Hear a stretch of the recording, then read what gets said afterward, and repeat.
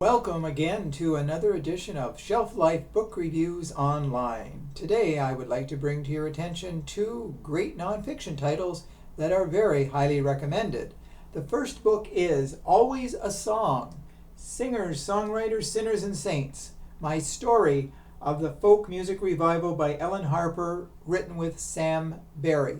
This is published by Chronicle Prism and it retails for $35.95.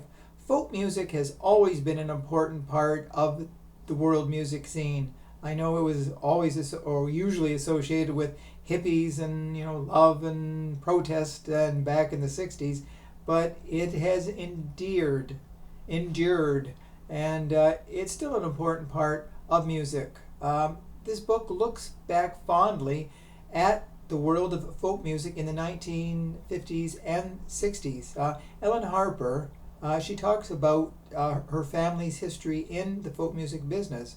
First of all, back in the 1950s, her father was blacklisted as part of the communist scare. Everybody was associating with communists, so it really forced the family to move to Claremont, California. And there, in Claremont, California, the family opened up a music store. It was called Folk Music Center.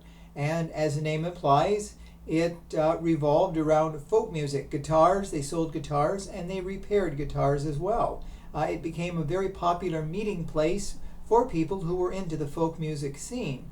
Ellen Harper, she learned guitar, and she became part of the business. She even taught guitar. And so the book really looks back. It name drops a lot of classical 1950s and 60s folk music stars, among them Pete Seeger, Joan Baez.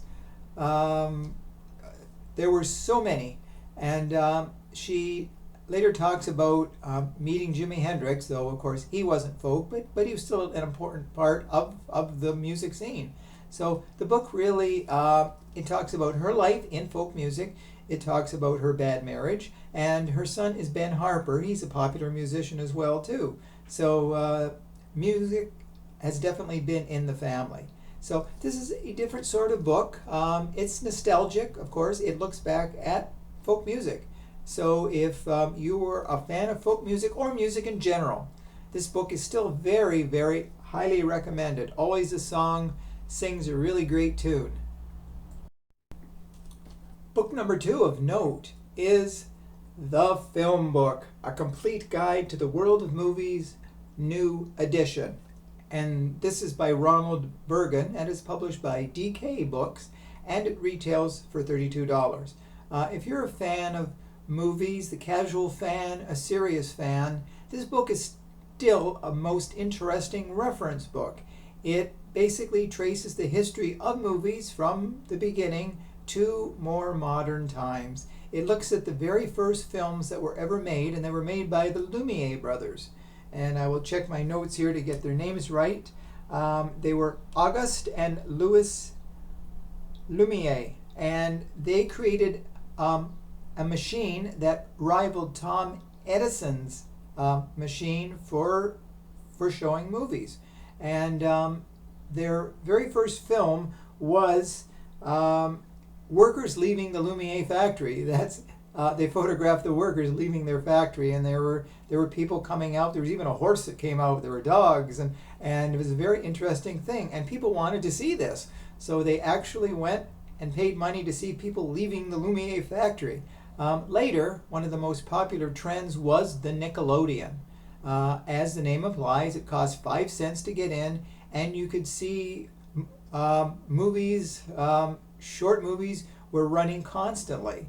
And so thanks to that, it was very evident that people wanted to go to some form of theater to see some sort of visual entertainment. So the book traces decade by decade how film changed, the 30s, the 40s, the 50s, the popular genres, film noir in the 30s and 40s, and war films back in the 40s, and it follows the trends. And it also follows the cinema from each country, how each country had their own film and how they contributed to the world of movies in general. The book also looks at the top directors of film, and it also mentions at the back here, it talks about must-see movies like Reservoir Dogs, Do the Right Thing, Cinema Paradiso, Showa, Women on the Verge of a Nervous Breakdown, Blue Velvet, Nashville, Taxi Driver, Annie Hall, and many more.